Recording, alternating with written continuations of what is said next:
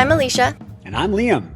We both have OCD, and instead of spiraling alone, we decided to turn our symptoms into a podcast. You're welcome. Here, we overshare real stories, laugh through the anxiety, and talk to actual experts who can explain why your brain keeps asking, what if I accidentally marry my cousin? Whether your thing is hand washing, mental rituals, or just silently panicking during normal conversations, congrats. You have found your people.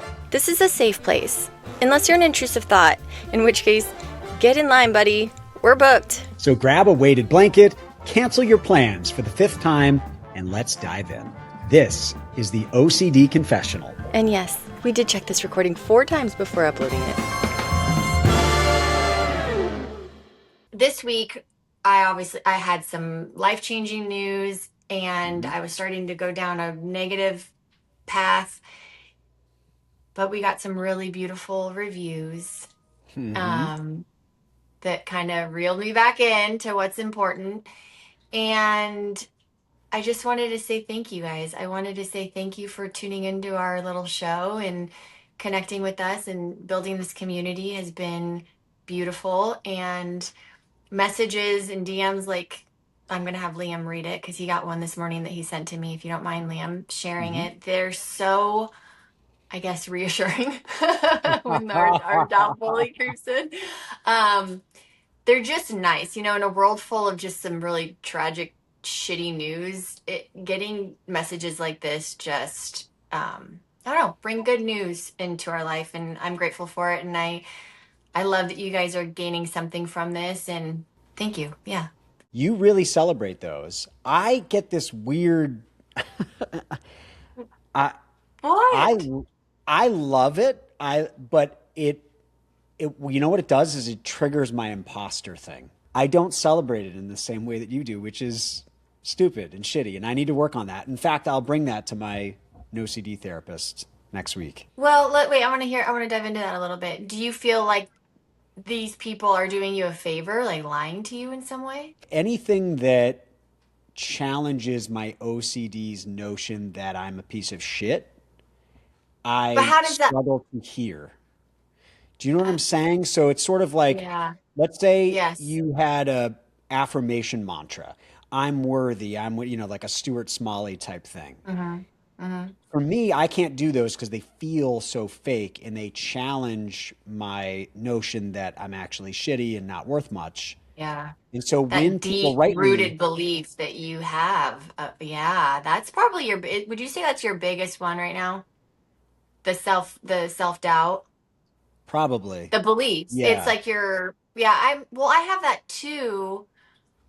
But when I read stuff like that, I can tap into I guess what I'm trying to say is, on the flip side, is I need those. If there's a long period of time where we don't get those, I'm like, are we okay? Is what we're doing okay? I think for me, it's like, okay, I don't have to be perfect at this. I can just keep coming on here being myself, and it's enough for people. Yeah, I had this same pattern, now that I think about it, when I did TV, where we would get emails and DMs from viewers saying, we love your show, we love you, we love that piece you did, or whatever. And my reaction to it every time was, all right, that was one person. Are there 100 others who hate me and think I suck?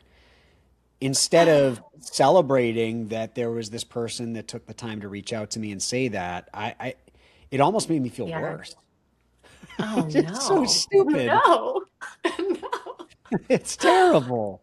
But let me read the one that I sent you today, because it is so sweet. And while maybe I can't access the satisfaction this message to give me, and it is so sweet. And I'm hoping that she's listening right now. Hi, Kristina. Our guest just joined us, but I want to finish reading this review. Thank you so much for your podcast. My son is 23 years old and has struggled with anxiety and depression for most of his life. He was only recently diagnosed with OCD, and your podcast has helped us and confirmed a lot of things we questioned. Because of you, we are now working with an OCD specialist and starting ERP. I've learned so much and more useful in supporting my son.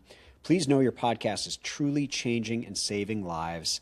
Thank you from the bottom of my heart. So that is so Oh, sweet. I mean, oh my God, that is amazing. you're lying. You just confessed, Liam. We all know you're lying, right?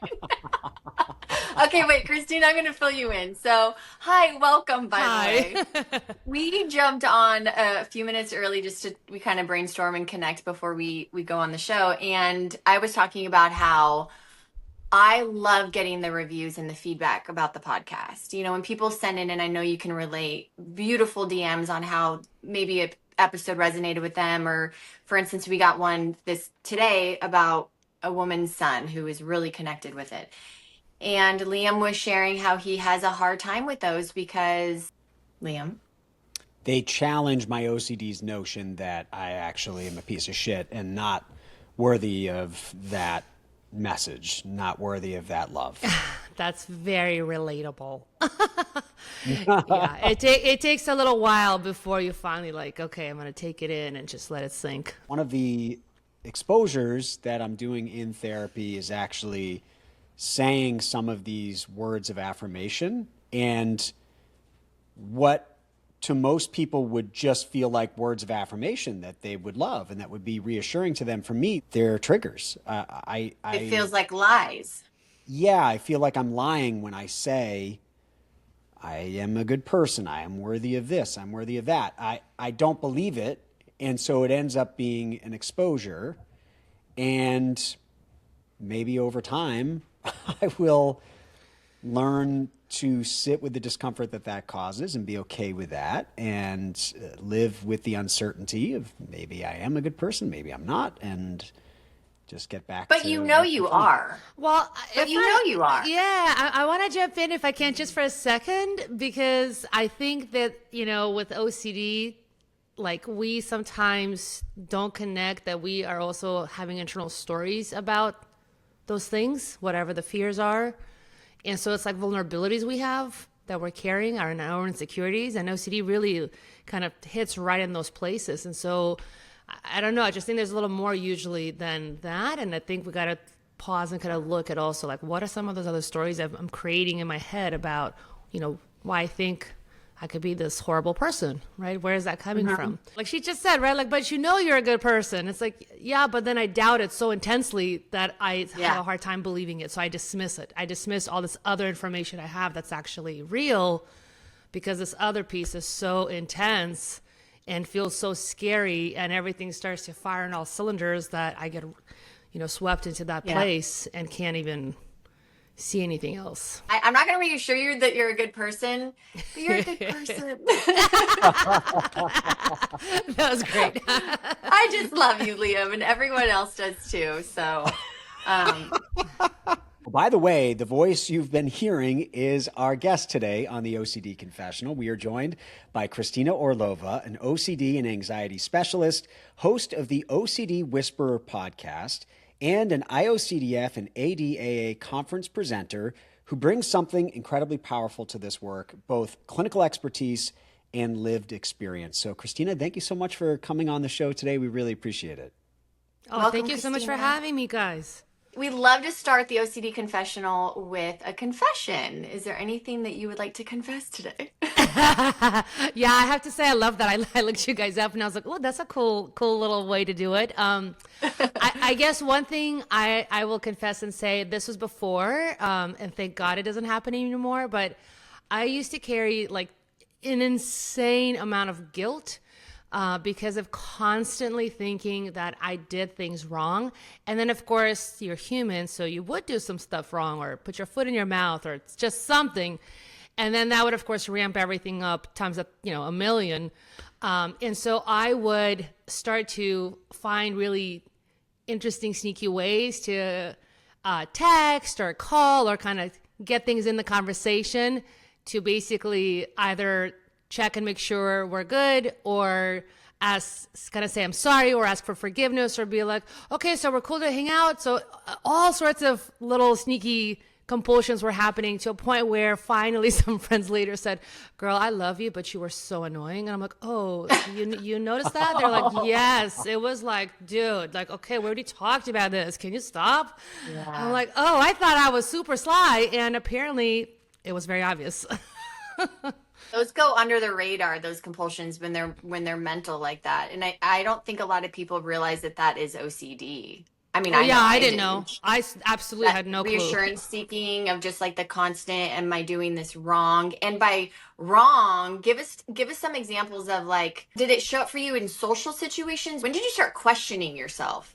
Yeah, I mean, a lot of it is social and anything relationally related. So like I have Yeah. relationship, OCD, like just right, puro, morality. Like that's kind of my combo. So like all of that would come together if, let's say, you could be in a group text and, you know, there's a couple of, main folks that are talking, but then somebody steps in and then let's say I make a comment, and then so then I'm like, oh, wait, oh my God, was that Yes. cool? Did I say it right? Yes. Because now suddenly nobody's Oh, responding to my comment, or I'm like group getting texts are the the heart or the worst. like, and I'm like, oh my God. And then are we thinking? Yes. Now I'm like, oh shit, I should delete it. Okay, wait, she put a little, okay, let me phrase it that way, the way I mean, too much, just too much. And it was like stuff like that, whether it's that Mm-hmm. or hanging out socially or in a relationship. I mean, Oh all over the gosh. place. What Holy about when cow. someone texts you just K?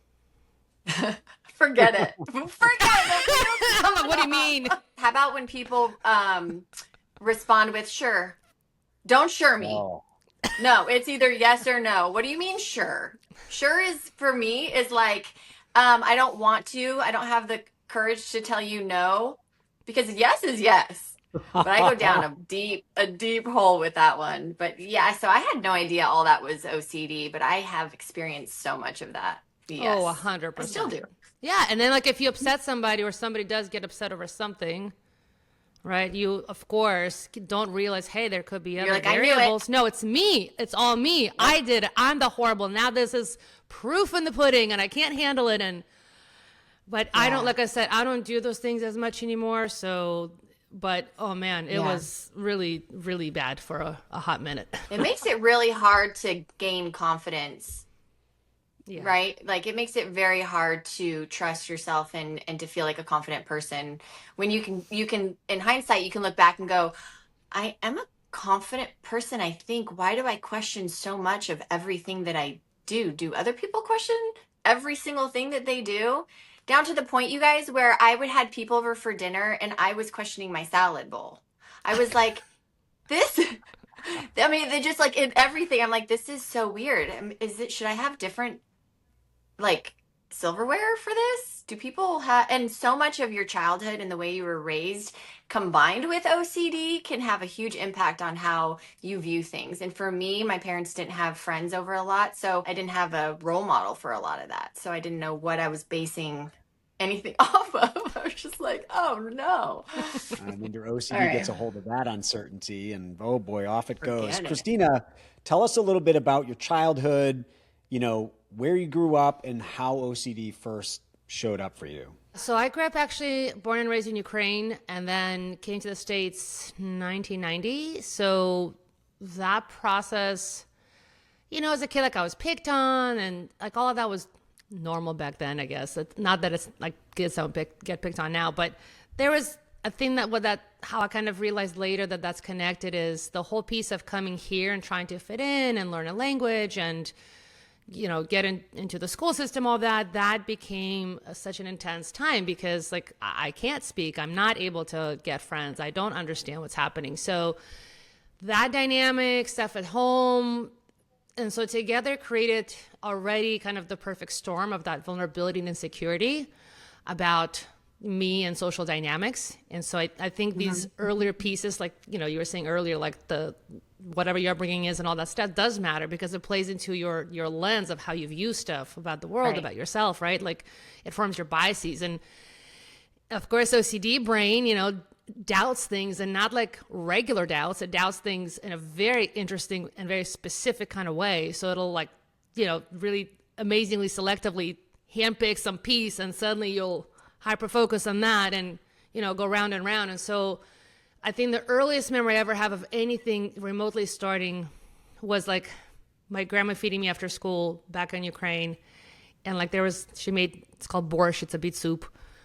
And it was hot and she's like blowing on it and then she ate it and then she took the spoon to feed it to me and I freaked out. I was like, no! And I could see it in my eye, like It's as if she might have as well rubbed it on the floor and then, all over open, I don't know, cans of dirt and germ and nastiness. I don't know. But all I know is I'm like, oh, absolutely not. I am not eating out of that spoon. That was like the first earliest something. But then later it was really more, I'd say high school, where I started noticing stuff like I'm trying to hang out, or at this point, like, okay, we're all doing different activities, but I keep that guilt thing and the mental anguish of rethinking, overthinking, relooking, rechecking, and then, but I still didn't put it all together. And it wasn't until like later I was taking like a community college class, and it was abnormal psych. It was what it was called at the time. I know nowadays we're changing languages of everything, but that's what it was. And so we were covering schizophrenia, OCD, and other things. And in the middle of the OCD discussion, the instructor goes, oh, and some people sometimes do this thing, like somebody right now might be staring at the ceiling. And, like in classrooms, it could be like those long rectangles with little dots, kind of holes. And somebody might be looking up at that right now and tracing a corner. And then they're tracing it until it kind of feels good, and then they move on. And I literally stopped right in the middle because that's what I was doing. I'm straight up looking at this going, what? And then and I looked at him like, are you sure about this? And so it caught my attention. And then he's talking about tracing, how you can trace letters. And like I was doing all that stuff. I had no idea that was part of this. So this whole time, like, I don't have this. He knew. That was his way of telling you, honey. Oh, man. Seriously. I was like, this can't be. So, like, I listened to that, and even after that, I'm like, nah. Because, of course, you're doubting. So you're like, no, I don't think so. And then, again, time passed, and finally, actually with a friend, we're sitting and talking, and she dove a little more. And she goes, I kind of read this thing. Maybe you should read it. And I looked at it, and I'm like, oh. And then I went to see somebody, and then we're doing the symptom checklist, and there's all the standard stuff, but this person also gave me one for relationship stuff. And I'm like, oh, and like the hair stood up because I'm a holy shit. Like every almost item on this thing is yes. Like you're in my brain. And so it was kind of that moment of like your head spins and you're like, holy crap, I have this thing. And then, I got into specializing in it and all the things, and been doing it for like a decade, and the podcast and all that. So now here we are. Were you in a romantic relationship at that time? Well, that was in the friendship. And then in a couple of romantic relationships, it was interesting because things would get activated. Like, oh my gosh, do I have enough feelings here? Is the person, because it can be about you, but it can also be about the person. Because OCD is, amazing like that. Like, let's go for everybody. So, right. It was like, okay, wait a minute. Is this person okay for me? Is it enough? Is it like, because now there's a social comparison, and now there's this whole like, okay, I want to make sure I'm fitting in because there's that context. So everything's now up. And so instead of being in the relationship, I'm in the OCD part of it. And then later things didn't work out. So, that was that. The next one, same thing. Initially, I thought it was fine, but then again, all these incessant doubts and constantly ruminating and overly checking everything. Like, okay, are we sitting close enough? Is this enough? Is it enough? Like, is it enough hugs? Is it enough? Okay, Kara, I love you. Like, is it enough text? Is it enough connection? Is it enough feeling? I mean, over the top. Yeah, the relationship becomes about the relationship. I actually remember one of those before, Spence, where I was like, wow, this is really intense. Is it supposed to be like this? I had no idea it was OCD, but it was like the analyzing of everything was just insane. My partners wouldn't know necessarily because I was one of those that would hide it like crazy. I would sit there and just kind of look. I mean, my heart is like about to fly to my chest and my head is on fire, but externally I just sit there. And then unfortunately I'd start drinking more wine or cocktails or something and just try to kind of knock out the noise. Like, now I'm happily married, and like it's a whole different situation. Like, my husband knows. Because when I started to be open about this, I decided to be open while with clients, because a lot of clients kept telling me like, God, it's like you're in my head. How do you know? And I just sit there, feel bad and guilty. Like, should I tell them? I should tell them to them again morally, right? Like, is it right? Is it wrong? Oh, am I keeping it from them? And then finally I just said, screw it. I'm just going to put it out there. So I did it. And I'm like, well, if I'm going to do this and then I'm going to do the show, I'm just going to put it out everywhere. And so my husband knows, and when we connected, like it was such a different experience because like the connection was really good and healthy. Like he was super, made me feel really comfortable to just really be myself and share. And so then when suddenly like these little weird pieces would come out, he's like, "It's okay, honey, what's going on?" And I'm like, "Okay, well, okay, I'm thinking this." Suddenly I become this little baby, but he was like able to kind of hold it, he didn't make me feel bad. And I felt like it was okay, to actually Yeah. just show all the Having things. having a supportive partner, especially when you know that you have OCD, is everything. You definitely can't be in a relationship hiding OCD. It will never work out. How old were you when you did finally find out that that's what it was? And then what did your treatment journey look like? Yeah, so I was in my mid to late 30s. At the time, it was all ERP. Yeah, it was a long journey. It was ERP, and I personally fell in love with imaginal scripts because I had so much of the thought stuff that when things would suddenly kind of hit and I'd get, kind of almost like paralyzed in the moment, I knew like that, okay, what's that worst fear? What's that core, like what's that ultimate thing that I'm getting stuck on? And I'd start to write it, or I'd start to say it, or I'd record it and listen to it. And sure enough, within enough time, suddenly like it releases, you get bored, you're like, okay, whatever, I'm tired of that thought. For people who aren't familiar with ERP, there are a couple of different modes, including imaginal scripts. So can you just explain that for someone who might not know what an imaginal is? Yeah, totally. So imaginal scripts is usually when your triggers are more internal, like internal thoughts, fears. It can even be a certain feeling or something, but usually there's something that in your mind kind of gets stuck. And what we want to do is first understand with that obsession or intrusion, what is the core fear behind it? Because it's almost like your brain is not able to finish having that thought because it's so scary that we feel like I have to do something about it, hence the repetitive behaviors, which are compulsions. So instead of trying to prevent it, we say, let's actually expose ourselves to the fear thought. Let's learn to have it on purpose, which also means we're going to expose and allow ourselves to have that feeling it's going to bring, and then see what happens actually, in reality once we do that. And so we write it a certain way. Usually you write it in first person, present tense, as if it's happening now, and you want to basically pay the price. So when I was first getting trained, like I have a fear of heights, I had to write one about like I'm walking to, 20-story building. Now I'm now going to visit friends on the 18th floor. I'm now walking outside on the balcony. I suddenly hear the balcony. There is something that I hear that it's like something's coming undone. And now I see that the whole thing is coming off the side of the building. I'm now falling 18 stories. I hit the floor and I die. And like when I first did it, oh my God, my anxiety was through the roof. I could see it in my head. Panicky. And then I was told, just keep reading it. I'm like, what? Like, keep reading it. I'm like, this is weird. Okay. And so I kept reading it. And it took me at that time, like 15 minutes maybe, or 20 before I finally, something changed where I wasn't having all the visuals, body chilled out. And suddenly I'm able to kind of look at this again and go, okay, yes, I understand that could happen, but realistically, like buildings are made to obviously not have that happen. So that I can release it. But that's an imaginal script. So the whole point here is that you write it to face that core fear and pay the price and let your kind of mind finish having that thought on purpose. And now you start to develop a different relationship with this process. Suddenly you learn, oh, having that thought is not the same as like it's happening now. It's like, okay, I can have all thoughts, even bad ones, and I got to give my bad ones a little extra love. And I can have these feelings and hey, they come, they're uncomfortable, but look at that. My body kind of processes and it lets go. And so suddenly you change the whole dynamic with this piece. Wow, that's the first time I've heard of that. So we can use that in any scenario. Let's say we have social anxiety and we have catastrophic thinking of I'm going to say something really ridiculous in a group full of people I walk myself through that.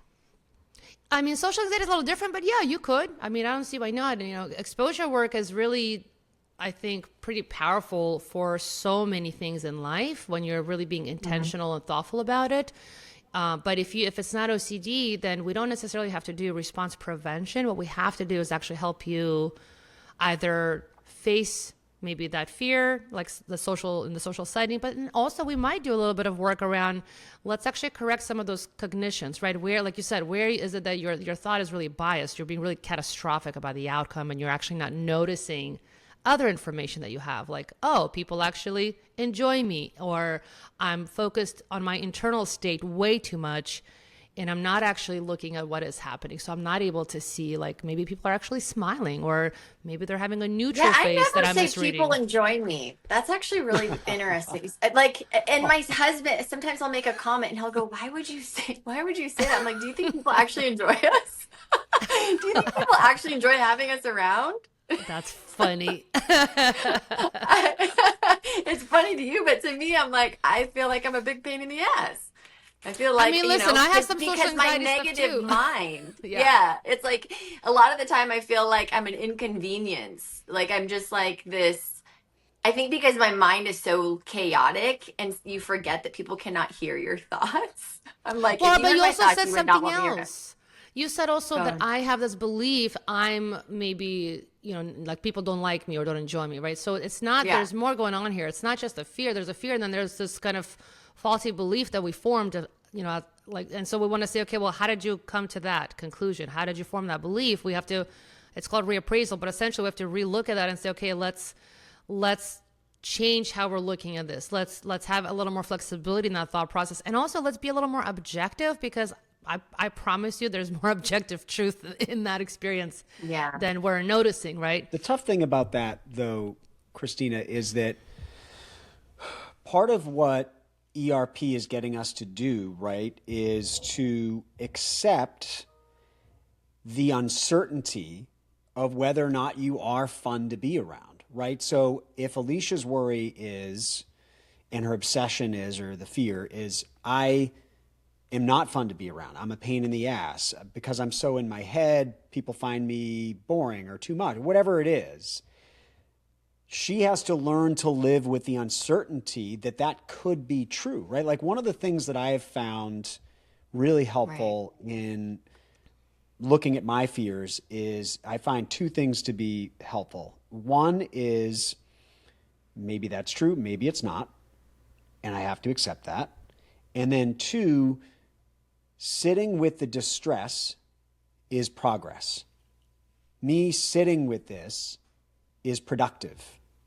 And that, I find a lot of power in that gives me this sense that this fear I'm feeling and the actual sensation of it, learning to live with that is productive. I'm working on it by doing that, as opposed to like trying to change my thought on it and look, you know what I'm saying? Yeah. I So let me wonder- clarify for a second, because I mentioned earlier, and I think maybe it got a little skipped. So I think I said that it depends. Like when Alicia said social anxiety, right? That's different than OCD. So that's what I'm responding to. Because I've worked with people that can have OCD, social anxiety, and like a phobia. We're going to have slightly different ways we're going to work with those, because OCD requires one method, which is everything you just said, exactly on point. But social anxiety, we're going to have to pivot a little bit because it presents a little differently. And that's where, you teach people, in the OCD experience, how the intrusiveness of the process, right? It hits different. It has a different function of why you're doing those behaviors than if you're having social anxiety. Social anxiety is a little bit different. From my personal experience, my anxiety is a result of my OCD.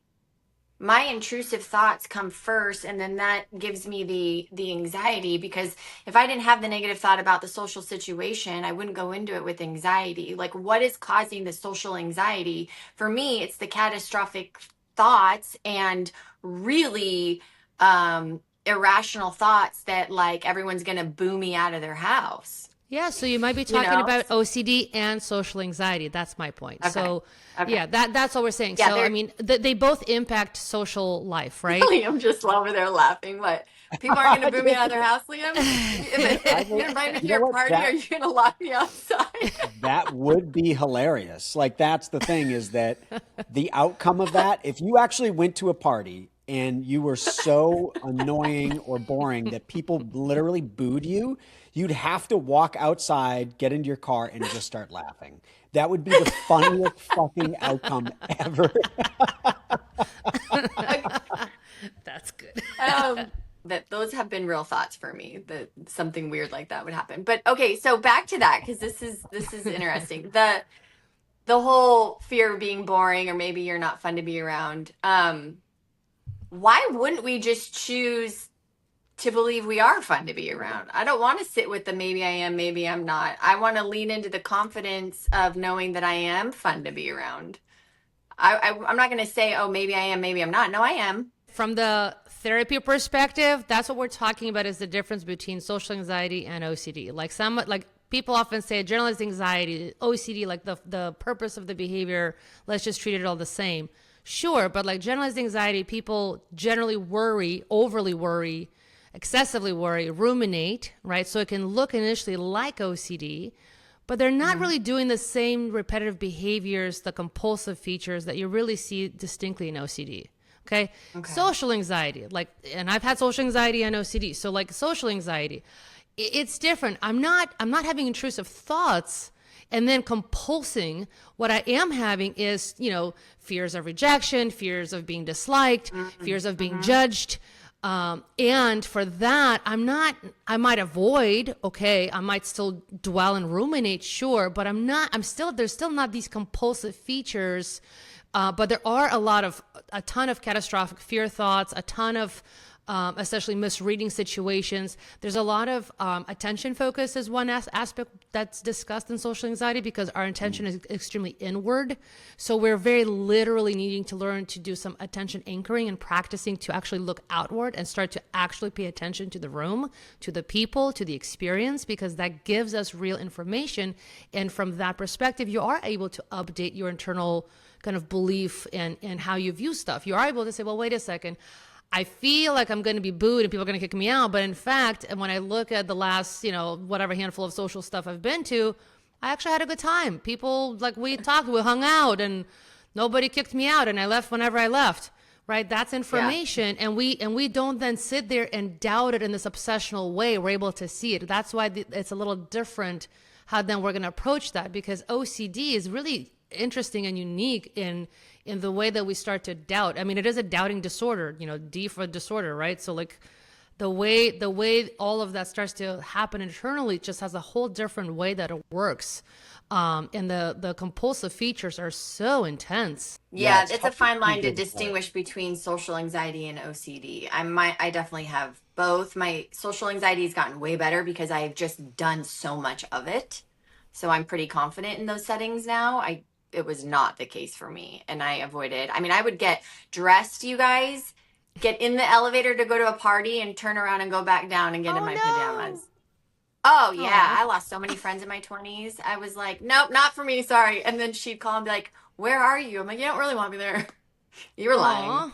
I'm good. I need to be home and safe. So I'm definitely not that anymore. But I know there are people out there who are in that position feeling like it is just, they would rather stay in bed and in their, but then not. But they really don't want to, right? It's like, it's not a life. That's why I've started to wonder, because I would define myself generally as an introvert. And I've actually started to wonder if I really am, or if that was purely a function of the OCD, that the OCD made me so in my head and just uncomfortable that I didn't want to also go out into the world and be among other people while I had these thoughts racing through my head. And I wanted to be able to just sit and think and ruminate. And maybe I'm not an introvert. I don't think I'm an extrovert, but maybe I'm something in between. And I've defined myself as an introvert purely because of my experience with OCD. I mean, that's such a good point, because I used to think I'm extroverted, but then I realized, well, it's just because I was honestly drinking a lot to try to quiet the noise, really. Yeah. And when you're drinking, you don't care. You're like, whatever. And then everyone's an extrovert when they're drunk. Right? Yeah. You're like, woo. And then once everything kind of settled, I'm like, my friend actually said, oh, you're an ambivert. I'm like, what the hell's that? She goes, well, you're like a combo of both. I'm like, what do you mean? She goes, well, yeah, she's like, you probably like, you enjoy social settings. I'm like, yes, I do. I get energy from that. She's like, but then like you can also hit pockets where you get tired and you literally need to shut down. I'm like, absolutely, I do. I need it quiet. I need to be just away and not bothered. Yeah. But like, Recharge. Quick break. We'll be right back. But first, a word from our sponsor. The same distressing, unwanted thoughts keep playing over and over in your mind. The same rituals keep eating up your time, holding you back from enjoying your life. You've tried talk therapy before and spent session after session diving into those thoughts, trying to understand them, trying to fix them, but somehow they just get worse. And the shame piles on because you think, why isn't this working? What's wrong with me? If this sounds familiar, here's what you need to know. You are not the problem. You're experiencing something that a lot of people with OCD experience. Getting your life back is possible because OCD is highly treatable. It just requires a completely different approach than other mental health conditions. In fact, standard talk therapy often makes OCD worse because it encourages you to analyze those intrusive thoughts or try to replace them with positive ones. But with OCD, the more attention you give the thoughts, the stickier they become. That's where NoCD comes in. NoCD provides virtual therapy designed specifically for OCD. Every single one of their therapists is extensively trained in a type of therapy called ERP, or exposure and response prevention, which is the most effective treatment available for OCD. And they get their training from world-renowned OCD experts, so they truly understand what you're dealing with, even the stuff that feels impossible to say out loud. In live, face-to-face virtual sessions, your NoCD therapist will teach you how to take the power away from intrusive thoughts so you can live the life you want to live. In between sessions, you'll be able to message your therapist anytime, join dozens of live support groups, and continue your progress with other expert-developed therapy tools. NoCD is also covered by insurance for over 138 million Americans, and their team makes it really simple to get started. Visit nocd.com and book a free 15-minute call. That's nocd.com to learn more and talk to someone who can help, because you deserve treatment that actually works for OCD. And now, back to our show. So you've talked about your relationship OCD. We've talked about it here, the social stuff. You also have talked about pure OCD. So for someone who hasn't heard of that, what is that and how have you experienced it? yeah, I'll be honest. I think most people in the OCD community don't really like that term. All that really means is that you're somebody where, like, if you're sitting with me, you're not going to know that I'm actively compulsing because everything you're doing is in your head. That's just really what we're talking about. So this is where, like, people like myself for a long time, I think, oh, I don't have OCD. I don't do any of those things that people talk about. But really, you're doing stuff inside. So you could be doing a number of things where it's like the sense of urgency, emergency. Like, I have to sit and think about this thing 50,000 times over, even though I've already thought about it from every possible angle, but maybe I missed something. So let's go again. Or I got to go and mentally review what I said, how it happened. It's like, well, it's already done. No, but let me review it again, just in case. What if I missed? Or maybe there's something else or a different way. Or I've had people do, like, if it's religious, they might pray kind of forcefully and repeat a certain prayer and start repeating it in their head. Or maybe you're doing math in your head, or like I was doing tracing. I was tracing letter A, like didn't know that was OCD. Or I would trace corners, or if I'm in the room, I'd start tracing a corner of an object or something, right? So if you didn't know all this stuff, you think I'm just hanging out or I look a little stressed. That's as far as it would go. You mentioned the prayer stuff. I'm not even religious, and I do the prayer stuff. It's so weird. I've said to Alicia, I don't know to whom I'm praying. I don't really believe in a God, but I'm praying. That's for sure, to whatever will listen. It's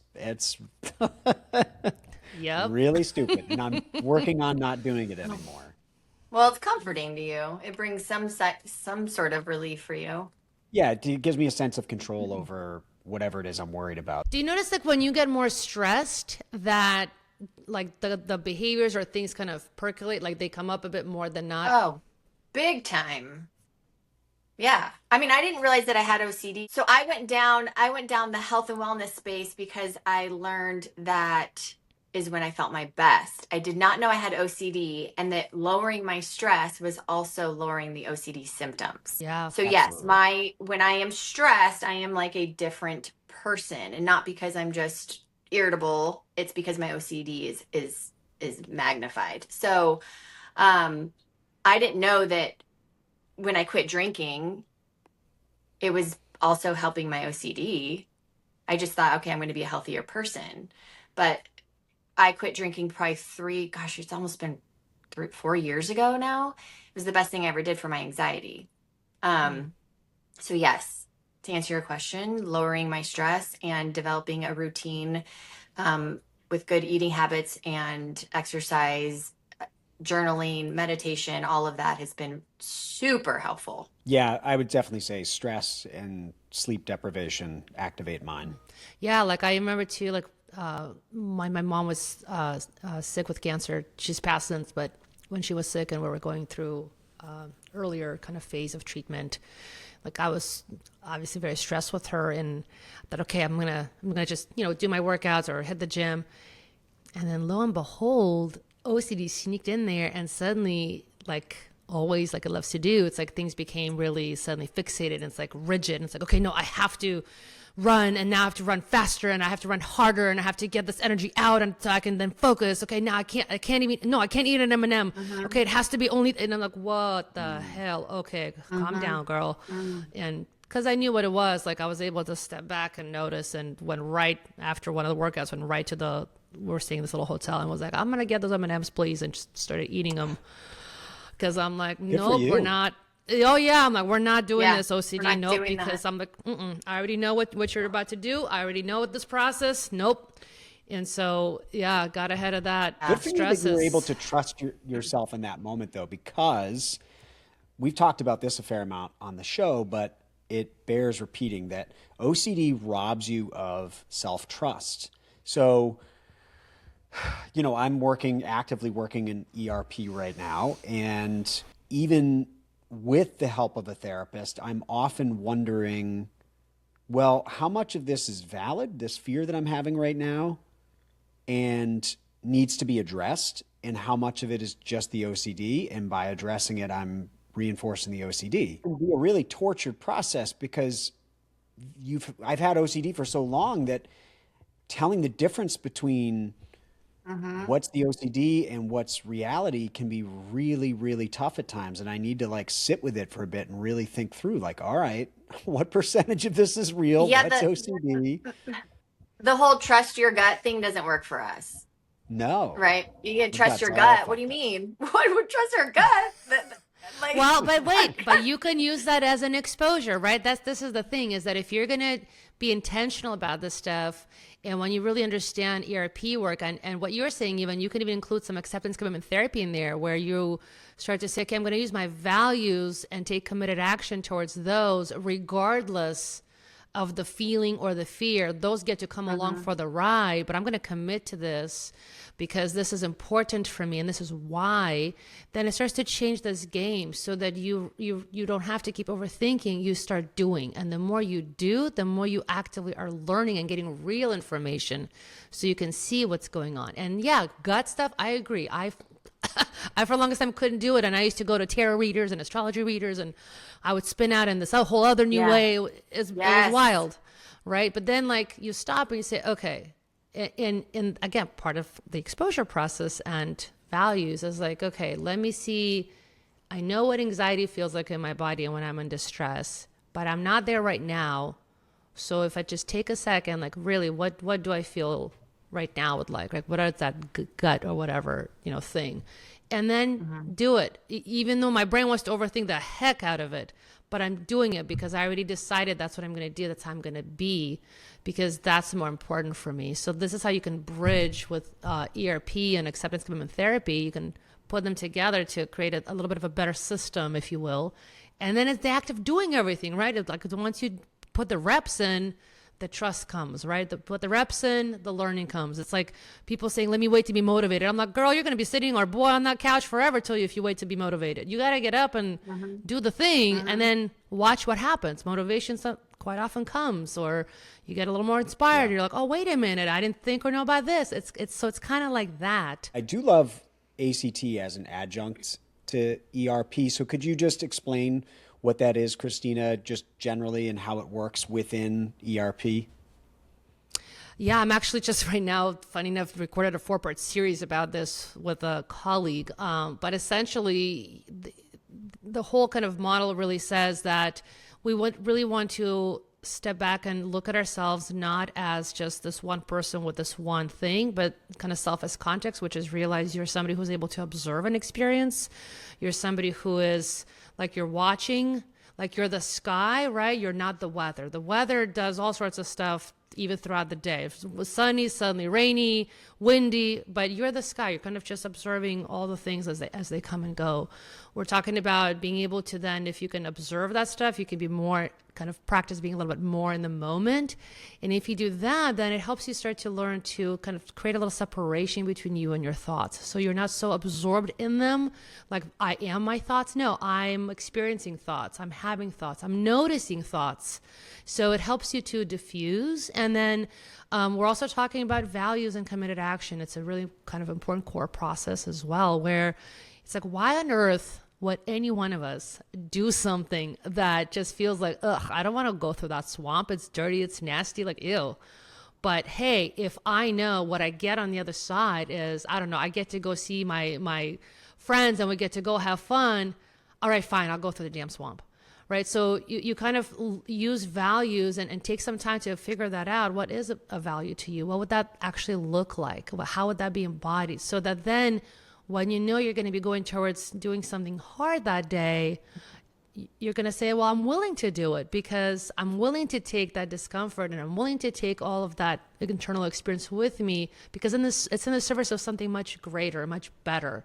So it becomes a really, I think, cool, powerful way to increase that kind of internal drive and motivation to then do that ERP and also have something more meaningful be a result of that. What is ICBT?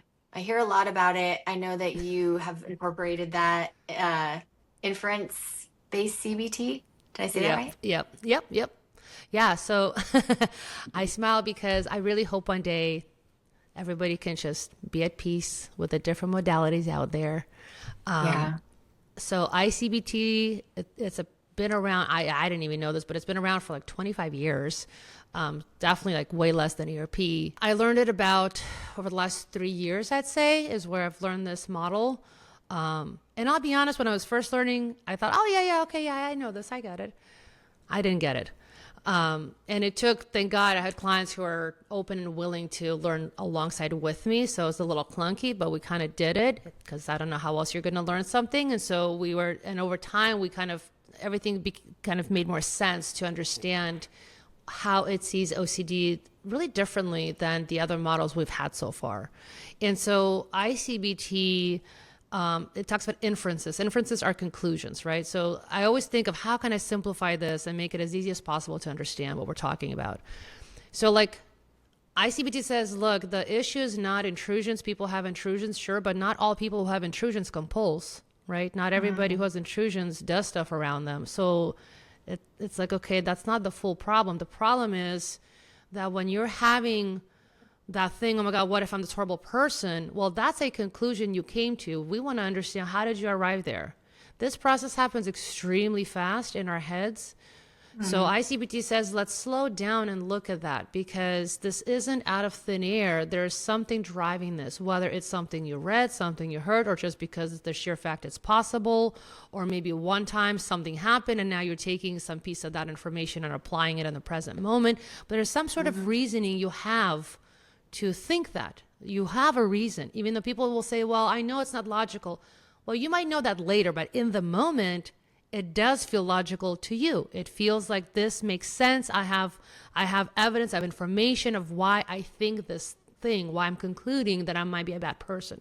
That's what ICBT is after. It says, hey, let's look at that. Let's look at how did you get here?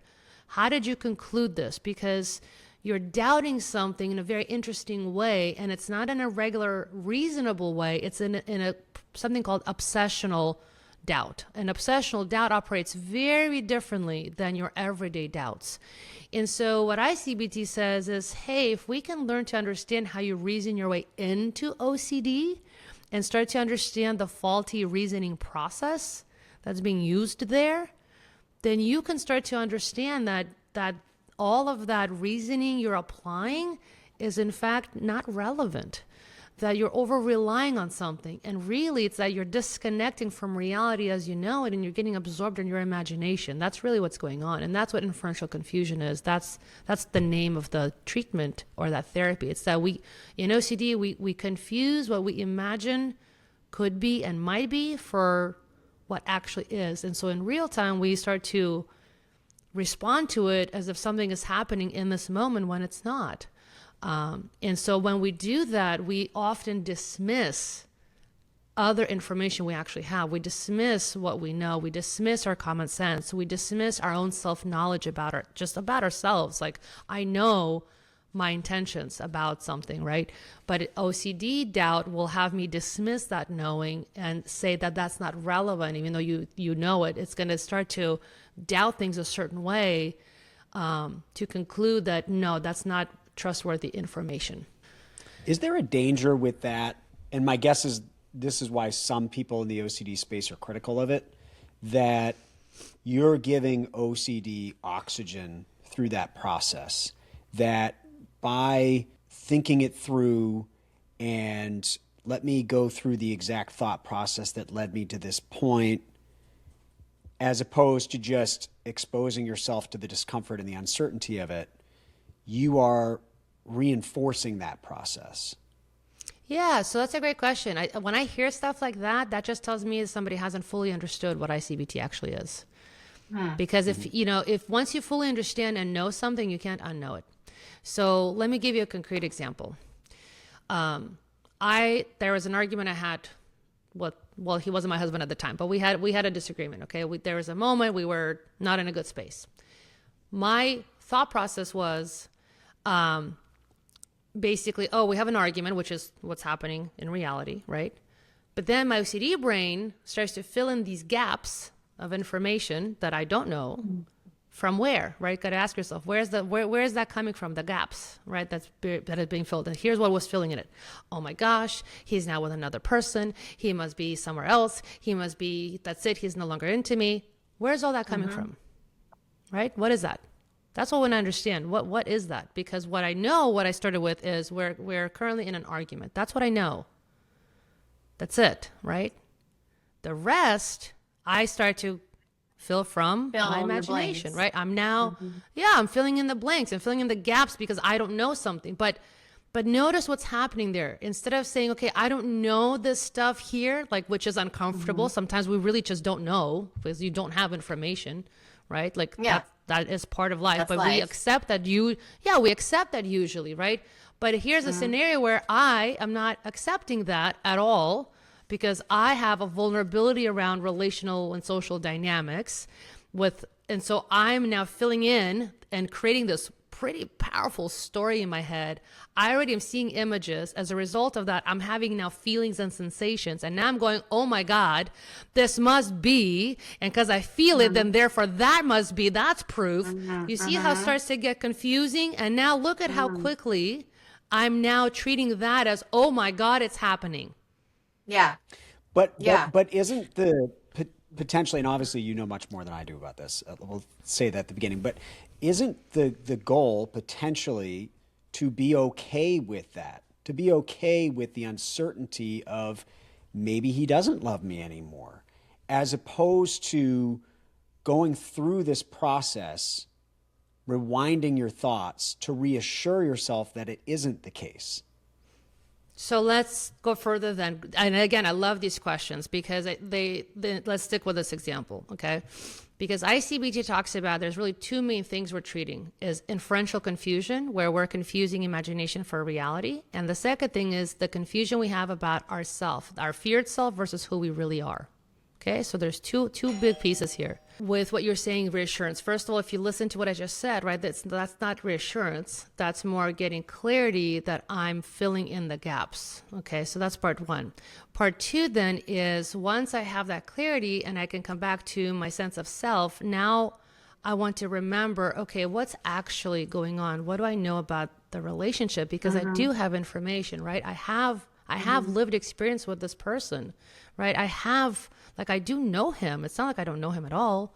So it's more pausing for a moment just to say, well, what am I kind of dismissing? It's like, well, I'm dismissing what I know about his character. Like, I know that he loves me. Like, I do know that. So why would I want to not remember that information? Right. You see what we're doing? It's not about reassurance at this point. It's about just slowing down to say, hold on a second. Yeah. I'm literally, if I'm doing this thing here, what is a huge piece of the conversation that I'm actively not even bringing back in the room? Yeah, because Liam, you're not going to say with Leah, maybe she doesn't love me. She's your wife. Of course she loves you. So if you're going to make up a story, let's say she's leaving town, which, you've shared with us that you have relationship OCD with things that come up between you guys. You're not going to say, well, maybe she is falling out of love with me. That doesn't fit that is just false, right? Yeah, no, it is false, but why would you tell yourself, why would you choose to live with uncertainty in your marriage in something that is concrete instead of just pausing and going, yeah, that's a thought that's sneaking in. I'm not gonna. Well, if I can jump in for 1 second, though, this is what I want. Please. This is kind of what fundamentally started to challenge my own kind of what I knew before, and now I'm like, oh, okay, wait a second. So I had to pause and really relook at things again, because what we're talking about here is this whole concept of uncertainty, right? Which is fascinating because, again, like everybody else, before I learned ICBT, I was very much in everything that everybody talks about. And this, again, forced me to start to stretch. And so part of that dynamic is saying, oh, wait a second, I didn't even think or even consider this notion that in other areas of my life, for all intents and purposes, I operate from kind of what we can say functional certainty, like functional knowing. Like I get up in the morning, I know that we have gravity, I'm not going to float. I know if there's sun, it's daytime. I know if I look out and I don't see it's raining, it's all good, but I can see it's chilly, maybe I'll grab a coat. Like those are all things I usually do. It's just kind of, I trust those things, right? I'm trusting what I'm perceiving through my senses. I'm using my common sense, right? I'm not getting absorbed into any place. I'm not sitting saying, oh, well, I don't know. I don't see rain, but maybe there could be precipitation. Okay, let me get something to measure the weather, and then I have to double check. I don't do that, right? I don't do that in all other areas. But I seem to do that in these certain areas where suddenly I engage in this whole other way that I start to reason, where I completely dismiss all these kind of ways that I typically think, and I start to switch into a whole different mode, and I don't even realize it's happening. I'm legitimately thinking that I'm thinking clearly. So what happens here is you suddenly, because you're not going to catch the stuff unless you slow down. You have to slow yourself down to really step back and look at what am I doing? Like, how am I getting to these places? So it's not about reassurance, it's about learning. Just like in ERP, right? When you do these exercises, the point usually is you have to step back and reflect. Okay, what did I observe? What did I kind of get from this? Well, same here, except the focus is we're treating everything as if everything is uncertain, but that's not how we operate in life. I don't know about you, but I don't treat everything as uncertain. I'm not saying all of life isn't. No, I treat life as, look, there's some things I know and I'm kind of trusting until I get new information, and then I adjust my opinion or what I do. If suddenly it starts to rain, okay, cool, I see it. I'm going to grab that umbrella, right? That's how we typically work, all of us. We don't walk around entertaining, maybe I'm secretly a serial killer just because I had this bad thought around a knife, right? Normally people are like, oh yeah, that knife is really sharp. But that's it. They stop there. They don't create they don't go and get absorbed in their imagination with these possibilities that feel like they're now treating them as probabilities, right? Possibilities are possibilities. A million things could be possible right now at this given moment. Are we sitting here and are we ruminating over any of those? You and I, all three of us, can be right now hit by, I don't know, a meteorite. Are we sitting here compulsively ruminating? No, we all kind of can laugh it off because we're like, that's not relevant right now. Right? I'm not spending time on that. right? Because I'm trusting. I didn't hear any news about it right now. I don't see it. There's nothing happening to signify I should worry about it. So I'm not going to worry about it. We can all sit here and start to worry about, oh my God, the floor could be flooded right now. It could. It's possible. But you're going to look down on your floor and be like, well, I don't see any water. I know there's no pipes broken. So I'm going to trust that, right? I'm not going to get absorbed in this other thing. And that's what's fascinating is with OCD, when the obsessional doubt process clicks in, the anatomy of that doubt process is so different, but it mimics, that's what's fascinating. It mimics reality just enough that we buy into it every time and we fall right back in. And so once you really see it, and once, like I said, for me, once I really saw it for what it was, I'm like, oh my God, there I go, sorry to say, but making shit up. And that is not what's up. And sometimes I am a little uncomfortable with the situation, but I come back to being connected to myself and saying, well, what do I know? Well, I know right now in an argument, I know I'm feeling anxious and like, oh, I want this resolved and this is killing me. I don't like it, but that's what I know.